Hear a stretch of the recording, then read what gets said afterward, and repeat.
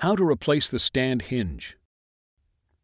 Before you begin, remove the speaker mesh, display panel, USB dongle cable, memory modules, wireless LAN module, M.2 solid-state drive, heatsink, graphics card, CPU, motherboard, and stand base cover. Removal.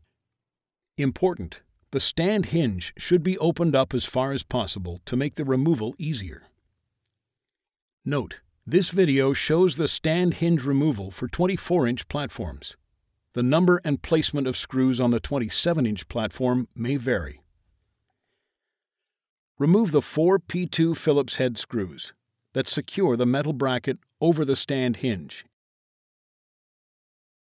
and remove, setting aside for later replacement.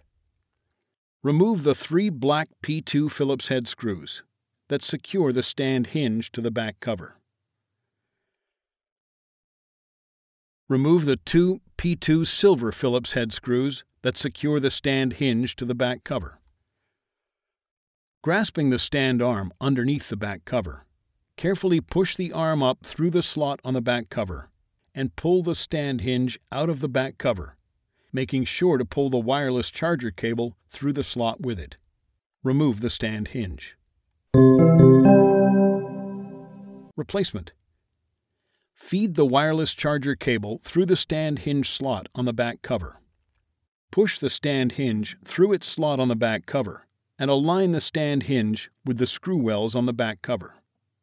Important: make sure that the wireless charger cable on the hinge side of the stand hinge is routed underneath and to the bottom left of the hinge. Replace the 3 black P2 Phillips-head screws that secure the stand hinge to the back cover. Replace the 2 silver P2 Phillips-head screws that secure the stand hinge to the back cover.